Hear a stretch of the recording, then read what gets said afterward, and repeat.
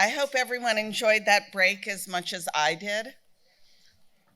I had one of those wonderful cans of water. Very refreshing. Important to hydrate. Yes, whoever said that, yes, thank you. We can all agree on that. We don't need a gray to help us understand that. I was talking this morning about some of the core values of the foundation, and I was talking about the importance of community and well-being. We are also super curious as an organization. And I'm the inaugural executive director, and when I first took my seat, one of the first set of proposals that came in were all these research proposals, right? And we're really curious. We're like, yeah, what's that? And why don't we know that? And let's fund all these research projects. And then finally I was like, this is out of control. Like we were like, dancing too much on the dance floor. Like we need to turn off the lights and like sit down quietly and really create a framework to understand what do we know and what don't we know. So we turned to 3 real research experts in the field and said, could you organize all of your friends and colleagues to create a national research framework to decriminalize mental illness? And so what you're going to hear today is a real treat. You're going to hear from the 3 leads of the project about the priorities that they have crowdsourced with their research friends and colleagues. And then there'll be an action track to continue the conversation. So without further ado, let me welcome to the stage Amy, Leah, and Michael. Here they come.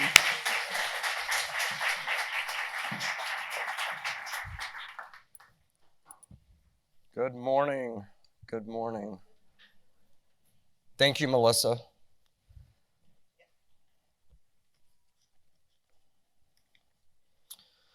So we are a psychiatrist, an anthropologist, and a professor of social work.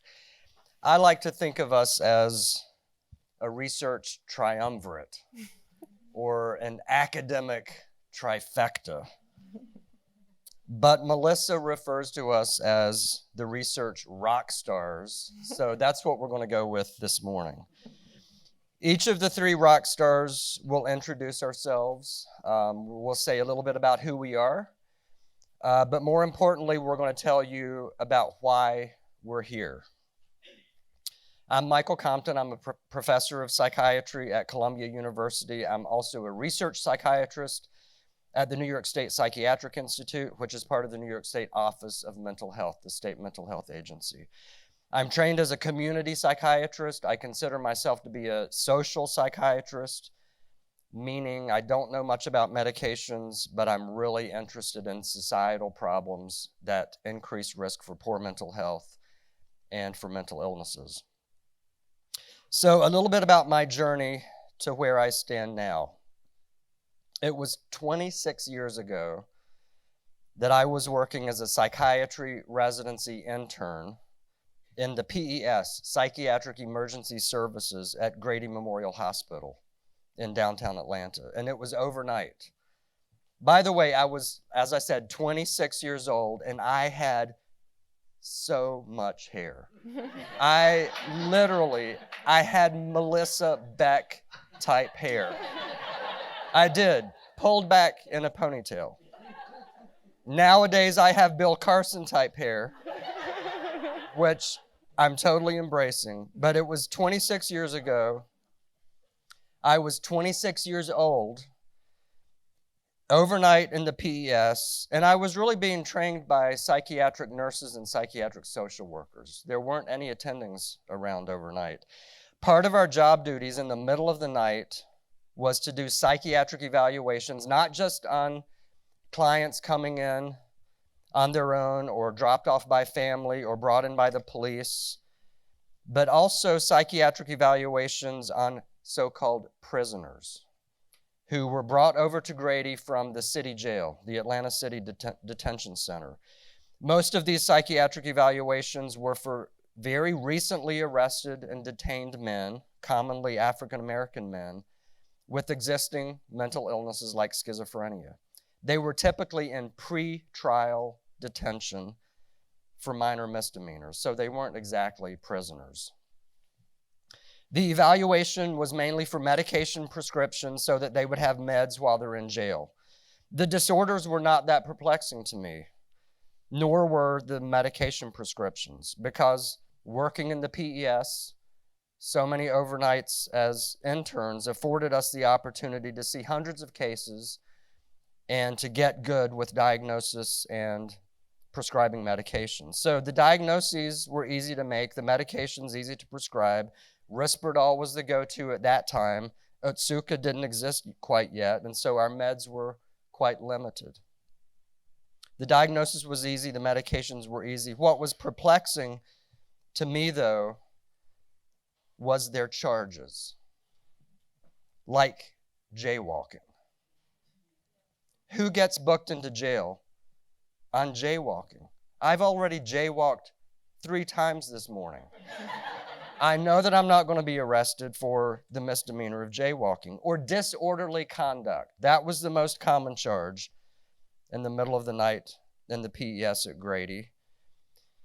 If you have disorganized schizophrenia, you behave in a disorganized way at times or disorderly, and so disorderly conduct was the most common charge. Or criminal trespass. If you're homeless, you own no property, no matter where you stand, you're at risk for being arrested for criminal trespass. Or let's say fare evasion. Now, I was coming from the country. I grew up in Virginia. I didn't know what fare evasion was.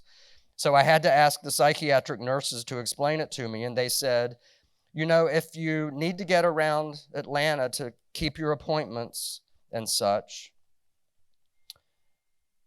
on the subway, you need to pay the turnstile $1.25. And if you don't have $1.25, then you step over the turnstile. That's fare evasion. So a misdemeanor charge for $1.25. Or panhandling, or shoplifting, or not being so cooperative with the police, like not giving your name. We call that willful obstruction of a law enforcement officer. So this is when I started to realize, when I was 26 years old, 26 years ago, that the systems are broken. Despite the fact that it's easy enough to make a diagnosis, it's easy enough to start a medication, the treatment should not be in jail, and especially not in pretrial detention for a minor misdemeanor. So after residency, I embarked on a career doing research, but no matter what I was studying, a recurring theme kept popping up in my research, and the theme was criminalization. You know, I was studying first episode psychosis, for example, at Grady. I had a large cohort of first episode patients working with me on a research project, average age of 24. And as it turns out, 59% of them, 59% had been previously arrested, first episode patients. I also found that people with serious mental illnesses are more likely to get reincarcerated, are more likely to have probation violations, that adverse childhood experiences increase risk for charges and arrests among people with serious mental illnesses. So I started studying CIT, Crisis Intervention Team for police officers, and mental health services that target reducing arrests, and more recently, non-police crisis response in the community. Now, I'm sure that a lot has changed in 26 years. Fulton County has a great Stepping Up initiative. Reforms have been made at the ACDC and at Grady. There are great CIT teams in Atlanta. There are mobile crisis teams. We now have 988. We know a lot. We've done a lot in 26 years, but we don't know enough still about how to turn this ship around. The systems are still substantially broken, and the Sozosei Foundation is here to help us make the needed repairs. They've asked us, the 3 of us, these research rock stars, to help them develop priorities for future research, and I'm happy to be a part of that. So thank you, Melissa Beck, thank you, Bill Carson, and everyone else at the Sozosei Foundation, and thank all of you for helping us to address this specific social justice issue. So I'm going to turn it over to my dear colleague, Leah Pope.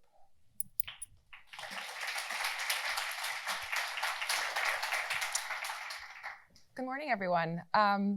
Just wanted to provide a compliment to Michael's comments, because one of the things I enjoy most about working with them is both Amy and Michael is how different our disciplinary training is and the backgrounds we come from. So obviously the problems we've been talking about over the last day or so are extremely large and complex. And I think we all would agree that they don't have a single origin or a single solution. So I'd like to highlight how the three of us are coming at these problems from different angles and working at the edges of our discipline to sort of develop and study solutions to the problem of criminalizing mental illness. So I'm an anthropologist, as Michael said, who's been working at this intersection of mental health and criminal legal systems for about 15 years.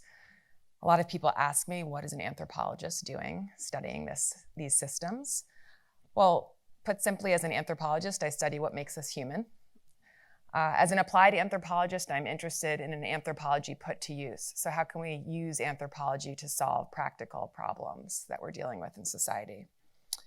And as an anthropologist who studies mental illness, I'm particularly interested in the reciprocal relationship between a person's body and their self and the larger social world that they live in.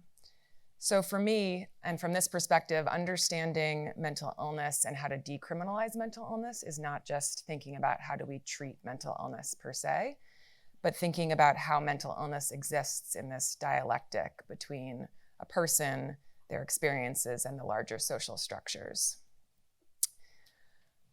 Like Michael and Amy, my research has brought me into contact with hundreds of people with mental illness, as well as their family members who've been entangled in the criminal legal system. For my earliest research, I spent a year at a residential treatment center for young people in the foster care and juvenile justice systems. And I don't think I had the language of criminalization at that point. This was many years ago, but it certainly was happening. And I was reflecting this morning that many of the young people who are in this residential treatment center were there because they were deemed PINs. I don't know if people are familiar with PINs. If you're not, a PINS is an acronym for a person in need of supervision. And I looked this up again, the definition today from New York, and I think it's worth repeating here. So a PINS is a child under the age of 18 who does not attend school or behaves in a way that is dangerous or out of control, or often disobeys his or her parents, guardians, or other authorities.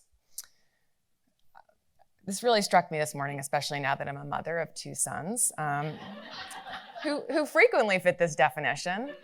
But even then, seeing these young people who are then sent away for 12 to 18 months away from their families,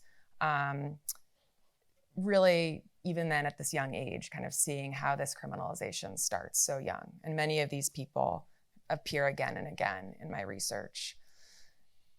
Since then, I've spent years in the field interviewing and talking to people in jails and peer respites and community mental health services, and more recently over Zoom during COVID. And like Michael said, the stories we've collected are all too common. People arrested over and over again for misdemeanor crimes and involved in systems that themselves perpetuate their involvement in those systems.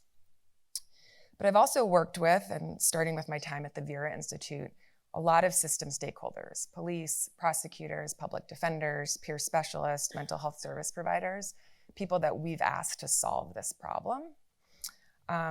And I think it's important to note that frustration and disappointment abounds on that side as well.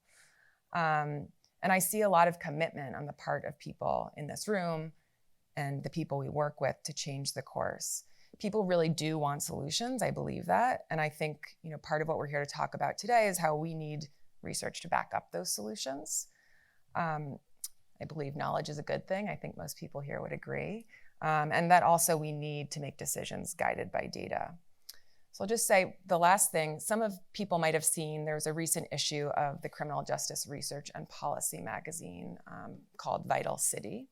And the title of the issue is, "What is Evidence? Does Evidence Matter?" I think the title is, intentionally provocative.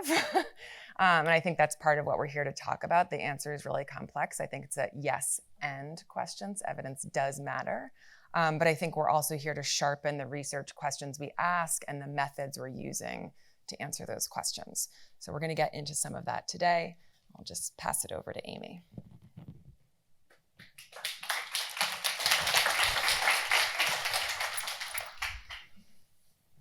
Good morning, everybody. So I have my notes on my phone, so I don't go off script. But I'm Amy Watson. I'm a professor in the School of Social Work at Wayne State University. And when people ask me how I got into the work that I do, I often will tell them that early in my career, for about 6 years, I was a probation officer on a specialized mental health team.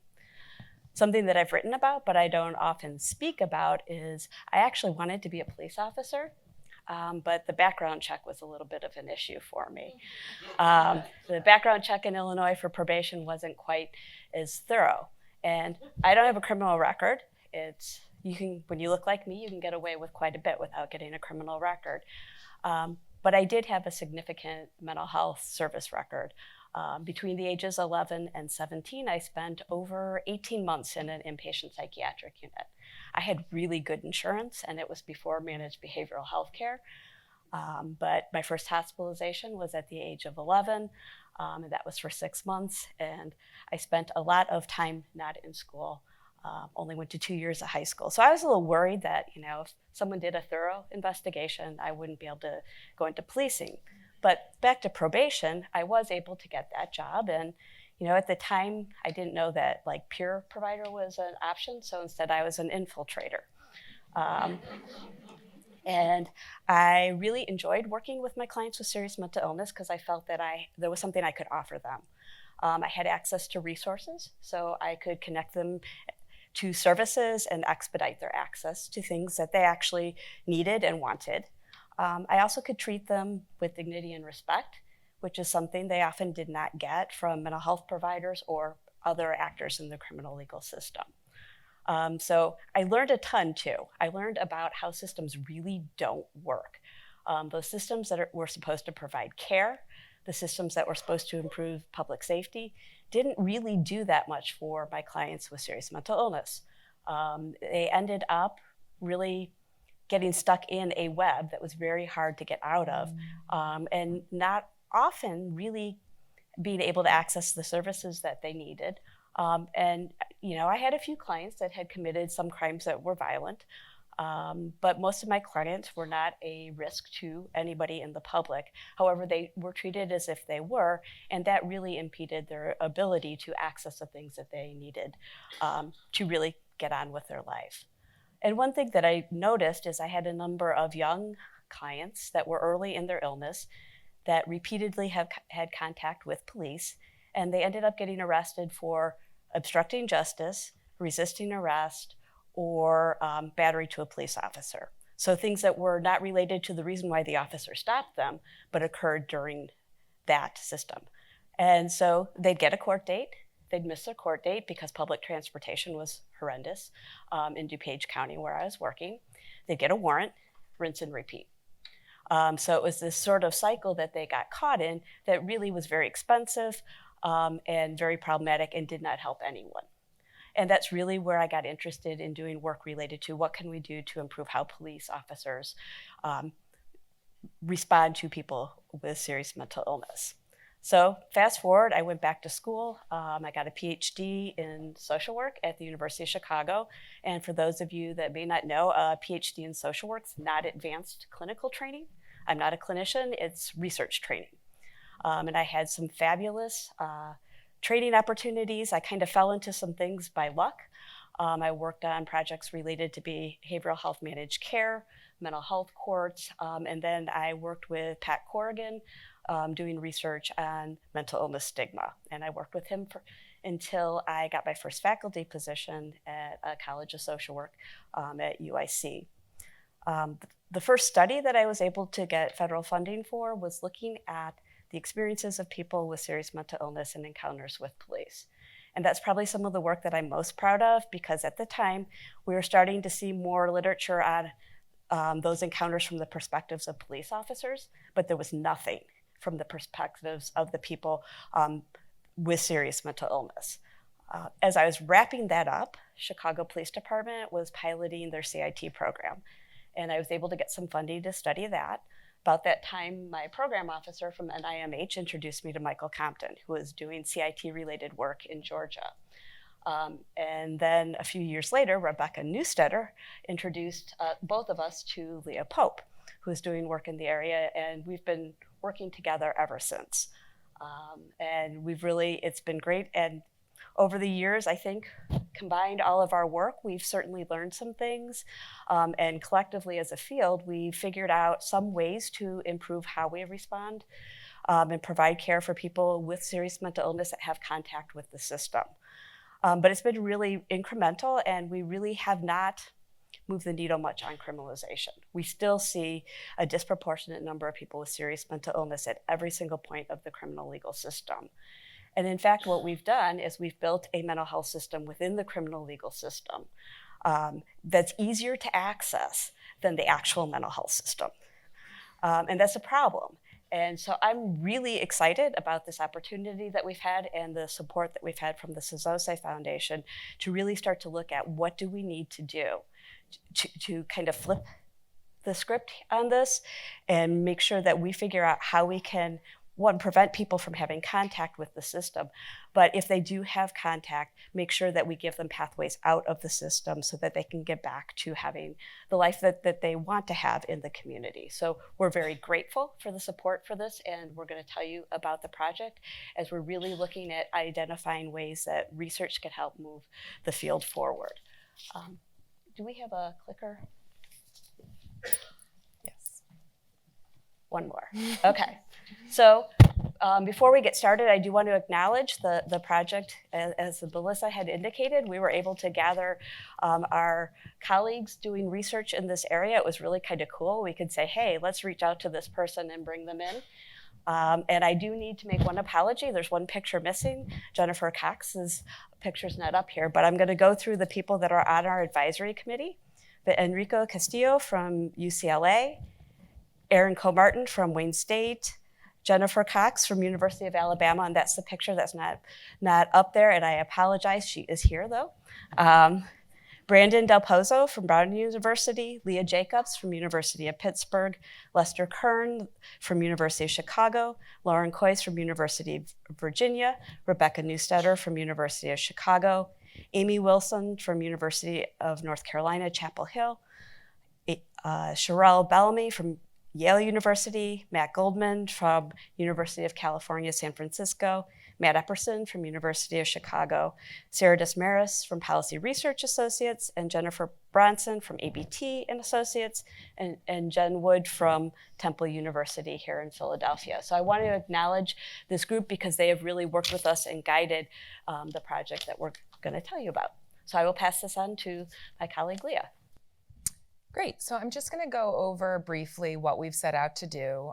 As Melissa mentioned, we are developing a national strategic research framework to decriminalize mental illness. Why are we doing this? Well, I think the answer is obvious. We've set out people with serious mental illness continue to be overrepresented at all stages of the criminal legal system, and there are research gaps about what we know at all of those stages. We also think the timing is right for this. There are a lot of opportunities now. There's 988, there's new attention to crisis guidance. There are new models popping up all over the country. So lots of momentum in this field, and yet there are so many unanswered questions. So our goal in bringing together our advisory board and working on this today and getting feedback from you is to really think about how can we develop a framework that has priorities that can really bring researchers and funders together to build a sustainable evidence. So we're trying to kind of create a community where we can, as a field, agree what are the important research questions that we need to answer? What can move the field forward if we get this information? So a little audience participation. I'm going to just briefly read this vignette, and I want you guys to be thinking as a group about what's going on here. And this comes from various people from our research that we've done. So Mr. Smith has been unhoused for 2 months since being released from the hospital, and the weather was getting colder. Needing someplace warmer to sleep, he located an apartment building vestibule that had a broken door lock and slept there for a couple of nights. During the day, he spent his time near the building, sometimes pacing on the sidewalk, mumbling to himself. Sometimes he thought the people going in and out of the building were staring at him and planning to harm him. In fact, they were alarmed by his presence and were talking to each other about whether they should call the building manager or the police. When Mr. Smith asked a man who lived in the building for spare change, the man yelled at him, "You need to leave here."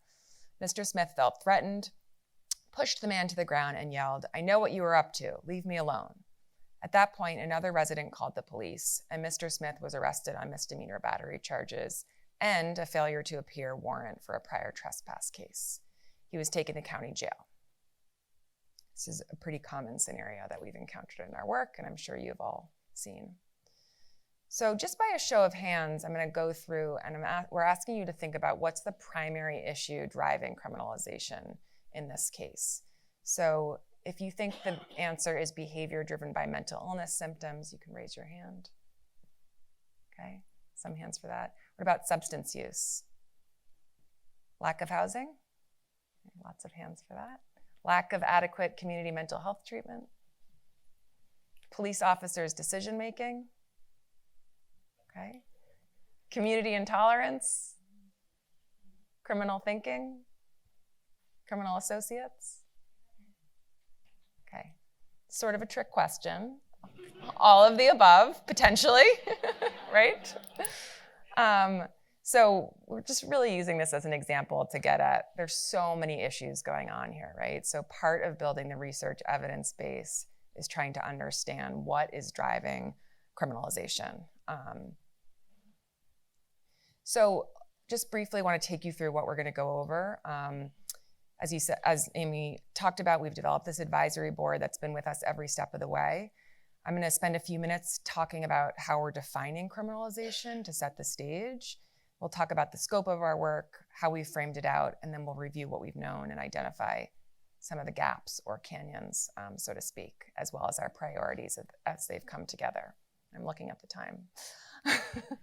Okay, so what are we talking about when we are talking about criminalization? And this is actually a question we've been grappling with since we started this project. And on the one hand, it seems obvious, and on the other hand, maybe it's not so obvious at all. So we've developed a few slides that we're going to walk through. I'll start, and then Michael will take over to really break down what we think it is. And we've been using this to kind of guide us.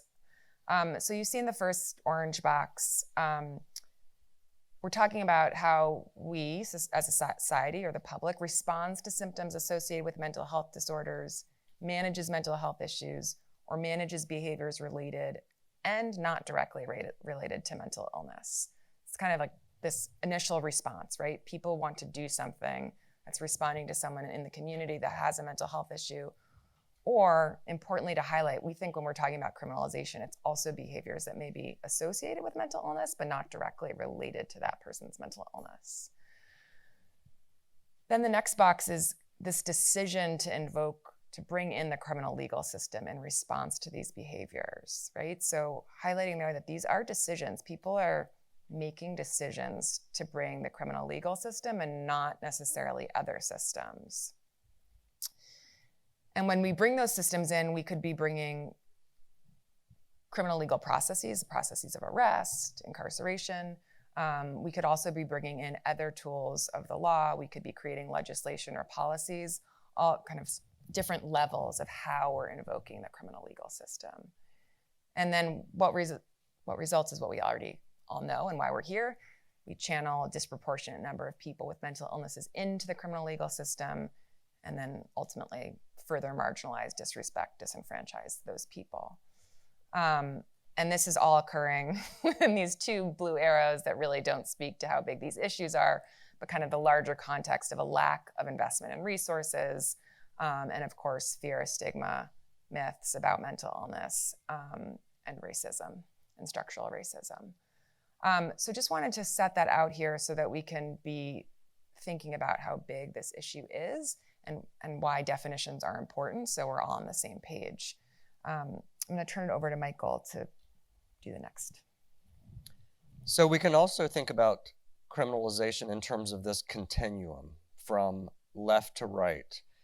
And this continuum is really about, are we criminalizing social adversity on the left or criminalizing mental illness. And in any given case, I would say that somewhere across this continuum, that case exists. So for example, on the left, maybe an unemployed, impoverished, unhoused person who happens to have SMI is arrested for behaviors construable as vagrancy and criminal trespass.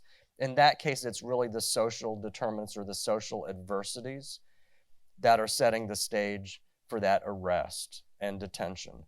On the other extreme, on the right, we could see a symptomatic person with SMI experiencing psychosis arrested for behaviors construable as simple assault and obstruction of an officer, perhaps due to the symptoms of a serious mental illness. So in the case of any misdemeanor arrest, we can identify that arrest along this continuum. And the same is true once the person is in the criminal justice system, what we would call entangled in the criminal justice system.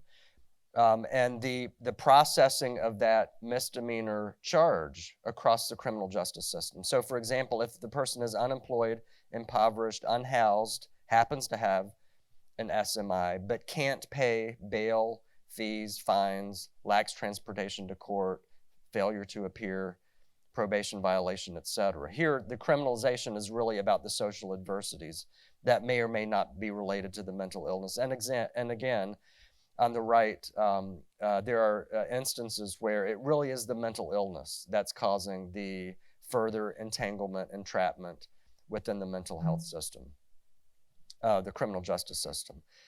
So just a few more words about sort of the scope of our work. The population of interest, obviously, is people with serious mental illnesses who may or may not have substance use disorders. And we're really focusing mostly on the first few intercepts of the sequential intercept model. We could dig into intercepts 3, 4, and 5 because they're also very important to criminalization. But for the purposes of our project, we're really focusing on the first few intercepts of the SIM. These are sort of our 3 framing questions. I won't read all of these, but these are the 3 questions that are sort of driving our search for the research priorities that we really should be addressing. And for all of these, risk and protective factors, as well as potential interventions, programs, and policies may occur at the individual level, at the system level, or at the policy level. So we're interested in all of those levels. We're also interested in looking at this through the lens of structural inequities that drive disparities and exposures to these various risk and protective factors and criminal legal trajectories. So I'll pass it over to Amy. So sort of the first stage of our project, we really wanted to look at what do we currently know related to criminalization as well as efforts to decriminalize serious mental illness. So using our 3 questions, which were what's the nature of involvement of people with mental illness in the criminal legal system, what are the risk and protective factors, and what do we know about that, as well as what do we know about interventions. And again, we wanted to look at each of these from the individual, systems and community level, and policy levels. And so we used that to structure our search of the literature, and we worked with our advisory board over about 9 months, going back and forth and getting their feedback on literature that we should look at and include in our literature review. And we put together 3 annotated bibliographies, 1 for each question. And those are bibliographies that we're actually cleaning up right now, and within the next month we will make them available so that we can share them. And I think that will be useful because as I go through what we know, I don't have citations in all of the slides because the slides would be nothing but citations. So I'm just going to kind of summarize what we know so far in terms of the literature on decriminalization. So just quickly, I want to start with another poll. And I just want people to raise their hands when I list the answer, but what percentage of arrests of people with serious mental illness are for crimes directly related to their symptoms? So how many people think 90%? Okay, 50%? 25%, less than 10%.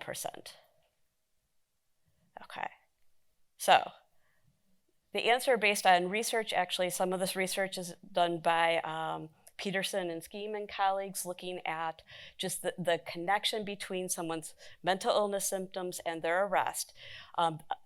Less than 10% are direct connections. Going out, there can be some more indirect connections between someone's mental illness and their symptoms and the behavior that they're arrested for. But it's less than 10% where there's that direct connection, okay? So, and that's part of looking at our first question. What do we know about the nature of criminal legal system involvement for people with serious mental illness? And we know across studies that use different definitions of serious mental illness and different ways of measuring it, that at every point of the criminal legal system, people with serious mental illness are overrepresented. So that's something that's pretty well established, although the exact percentages will really vary based on the study and based on those definitions. There's not a lot of consistency there. We also know that once people enter the criminal legal system, people with serious mental illness stay longer. They have more trouble actually disentangling themselves. There's evidence that they're more likely to receive a jail sentence for misdemeanor charges than people without serious mental illness. They're more likely to serve their full sentences and to have their community supervision revoked for technical violations. So again, this overrepresentation is both probably overrepresentation on people who go into the system, but then when they're there, they stay longer. So you have those two things that are sort of feeding into this disproportionality. We also know that people with serious mental illness are primarily arrested on misdemeanor charges. And we've done some work and also looked at the literature that suggests some of the most common charges for people with serious mental illness are trespass, petty theft, simple assault, and probation violations. Probation violations are a big one that really get people jammed up. I think that's an issue where, well, that wasn't our primary focus early on, kind of in the SIM, but it's a really important issue to look at because it's something that's keeping people stuck. As the prior slide indicated, that less than 10% of crimes committed by people with serious mental illness are directly related to their symptoms. Also, some work coming from a study that Michael led in Georgia, looking at patterns of arrest over time, that for people with serious mental illness, their patterns of arrest from early, when they're younger to like decades later, will change. So initial arrests are likely to be drug possession, DUI, those types of things. As throughout their life course, though, it kind of shifts to more things on resisting arrest, trespass, and probation violations. So we see these changes over time, and I think that's useful information as well as we're thinking about understanding this issue and building interventions to actually address this. So going to our next question, we also looked at what do we know about risk factors for criminal legal system involvement. And looking first at sort of the individual level risk factors, there's a lot of evidence that what we call criminogenic risk factors are better predictors of criminal legal system involvement than psychiatric symptoms. And those risk factors include antisocial personality, antisocial attitudes and cognitions, and antisocial associates, substance use, employment, and school problems. Note, these are also leading risk factors for people without serious mental illness. So really, the risk factors are very similar between people with serious mental illness and people without. However, people with serious mental illness are more vulnerable to having these risk factors feed them into the system.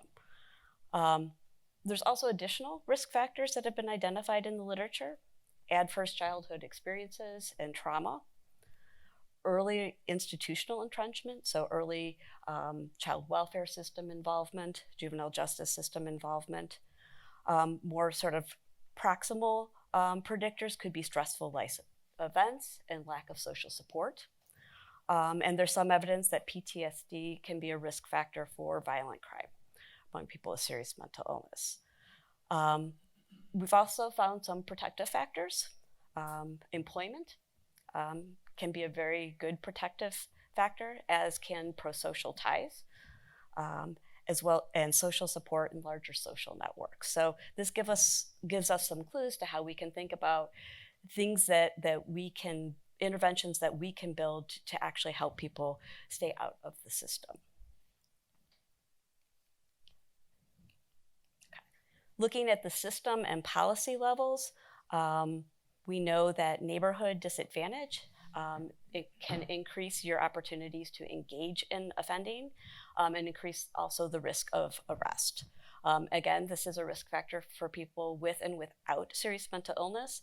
However, people with serious mental illness oftentimes may end up in neighborhoods that are a higher disadvantage, and they also may be more vulnerable to engaging in criminal offending as well as being arrested.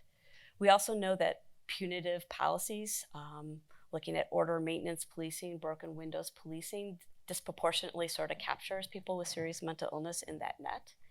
And that is really police focusing on low-level disorder crimes as a way of addressing crime. And really, that tends to pick up people that have serious mental illness, substance use disorders disproportionately. Likewise, zero-tolerance policies in schools really feed people into the system at an early age and disproportionately impacts young people with serious mental illness. The evidence looking at the impact of the capacity of community mental health services in an area is mixed. So it's not really clear, and that's something that needs further research to look at. If we can expand capacity, what else do we need to do to make sure that people can access what they need, and hopefully so it may have an impact. There's also some mixed evidence related to ACA expansion and Medicaid. So not that it doesn't have an impact, it's just that we have studies that have kind of mixed findings.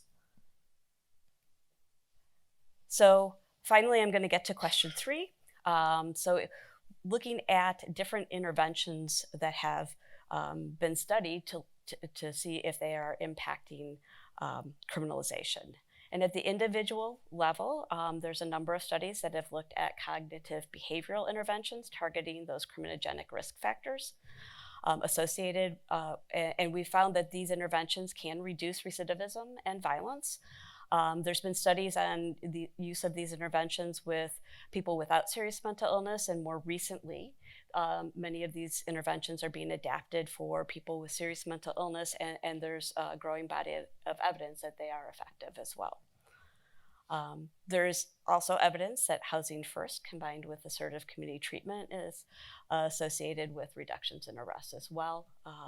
One of the studies was a randomized controlled trial that looked at this, and they did find a significant impact.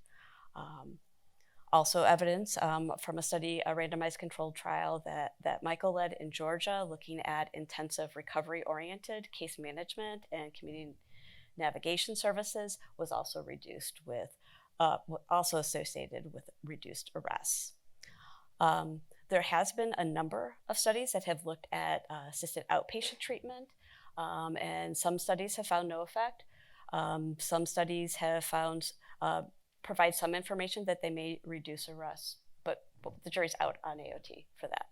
And that's something that we really have to think about. While it's reducing criminal legal system involvement, it's shifting people to another form of monitoring. So really thinking through how we look at that and how we think about how we use AOT, I think, is important. So looking at the system level interventions, there's mixed evidence again on the impact of local community mental health service capacity, mixed evidence on the impact of CIT and co-responder programs on arrest outcomes. We do have evidence that CIT can improve linkages to services, but in terms of looking at whether it reduces arrests, some studies have found an impact, some studies haven't. Likewise, with co-responder teams, there's been some studies that have found reduced arrests, but there was a recent RCT that found that there was no significant effect. So there's also emerging evidence related to the emerging non-police alternative responses. So again, there's not a lot of research out there yet. There was one study on the Denver STAR program that suggested that pilot implementation of the Denver STAR program, which is an alternative response, was associated with a lower rate of reported misdemeanor crimes. So there's some emerging promising evidence. This is an area that really is kind of wide open for more research. And there's also evidence that diversion programs such as LEAD are associated with reduced arrests and recidivism as well. So we do have some interventions that we have some good evidence on. All right. The last one is looking at policy level interventions. Again, I talked about it a little bit earlier. The evidence is mixed in terms of the impact of increased insurance coverage, although there is some evidence that ACA Medicaid expansion is associated with reduced overall arrests, so not specific to people with mental illness. A lot of those arrests, I think the biggest impact was on drug arrests. There's also evidence that citations in lieu of arrest policies, decriminalization, and legalization, which are usually related to drug charges, but can be other types of behaviors as well, are associated with reduced arrests. It's not specific to people with serious mental illness, but certainly people with serious mental illness are overrepresented in those groups that may be impacted by those policies as well. So now I'm going to pass it over to Leah, who's going to walk through how we started working on identifying then what research priorities might be moving forward. So we took all of that information and more that Amy just covered, and we created annotated bibliographies for our advisory board to share with them that responded to those 3 framing questions. We sent them out and we asked the advisory board to write us back and tell us, based on their reading, if you were a funder, what research would you prioritize based on what you've read in this literature and what you know based on your expertise? And we also asked them to identify what would they not fund? What do they think based on what they're seeing is we don't need to fund? Because there are some questions that maybe we shouldn't spend our money on or our time and expertise, right? So we collected those responses from our esteemed advisory board, and we came up with 31 different research priorities that they nominated. So there were some unique, a lot of overlap between what people thought. These were kind of free text responses that they gave us, and we organized them and came up with these 31 research priorities. We then did what we are calling a modified Delphi survey process. A Delphi survey is a pretty common way to gain consensus across diverse experts. It's done in an anonymous and iterative way. And the idea is to kind of avoid having one person's view dominate a room. In a group conversation, everyone answers anonymously, and then we come back together and talk and can iterate over how to keep pushing forward to have the priorities come to the top. So we asked the advisory board to rank the priorities that we had, and then we assembled a larger group of researchers in the field, people that were nominated by the advisory board, people that we know in the field, researchers who are familiar with this literature. And we asked them to rate the research priorities on 3 different dimensions: the importance of the topic, the feasibility of research in this space, how possible is it to do this type of research or answer this research question, and what is the likelihood of transformative impact? If we know the answer to this question, is it really going to transform the field? So we chose those 3 dimensions based on some of the other literature about Delphi surveys and also what we thought kind of 3 pressing areas that we wanted people to answer. So we sent this out and we got our answers back, and we're going to show you now some of the results. And if you're with us this afternoon, you're going to dig into this further, but so this is high level. So what we're showing you here is importance and transformative impact, not feasibility, because it's somewhat of a different dimension that we're going to save for later. So we asked, in terms of the research priorities for the nature of criminal legal system involvement, what do we need research on? And you can see here that these are the categories on the left. And we're highlighting the answers that rose to the top in importance and transformative impact, but in bold are the ones that kind of met the highest bars for each of those combined, right?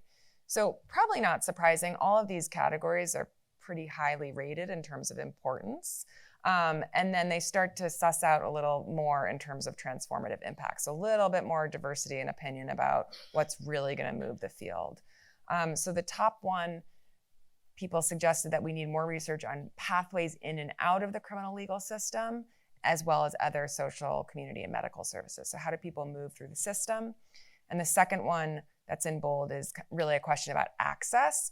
How do the available gateways to services in the community, mental health services, impact criminal legal involvement?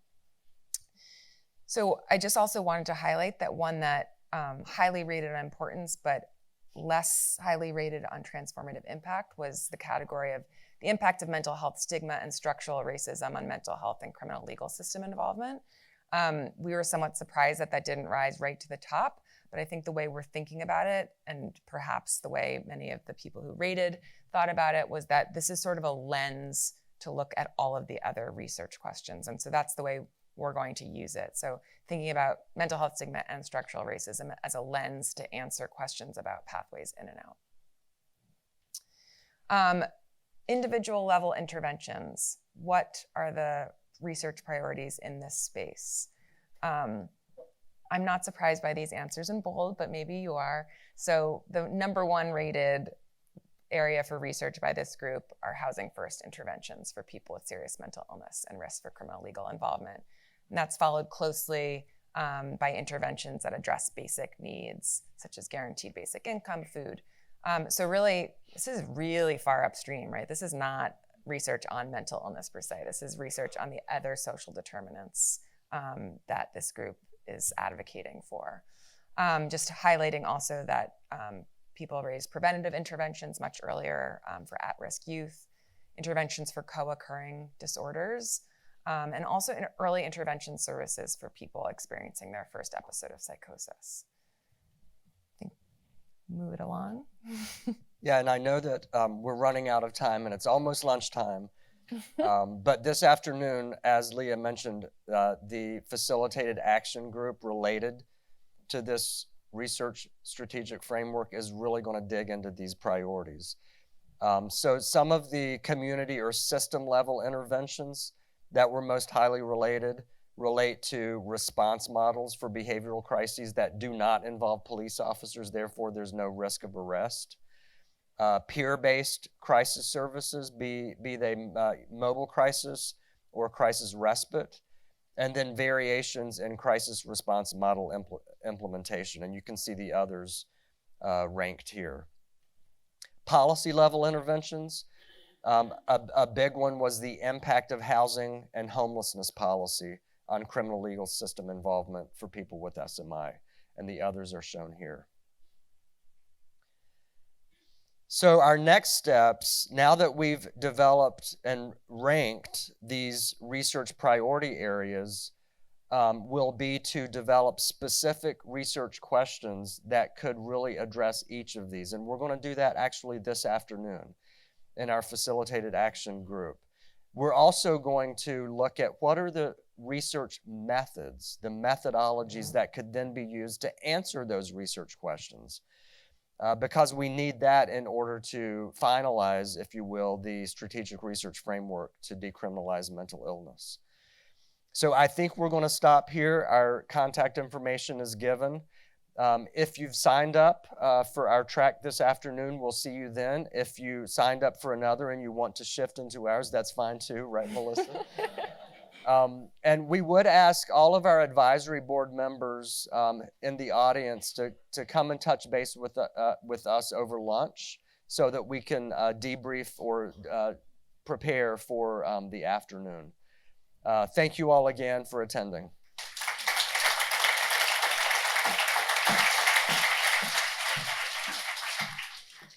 I think you lived up to your rock star status. So thank you again. It is indeed lunchtime. We're having a rather early lunch today, between 11:30 and 12:30 in Annenberg, where we had breakfast and dinner. Then we're going to do a fabulous dessert in the Ryman Gallery because we need to clear Annenberg for the rock stars and those who wish to join them as we crowdsource some of these research questions and priorities. So you'll leave Annenberg and just simply walk down the hall on the second floor. In your program, there's the direction where each action track is taking place very quickly. Down here in the auditorium will be gray. As I've said, in Annenberg will be research. Parity in private and public insurance will be right outside of Annenberg, where the windows are facing the street.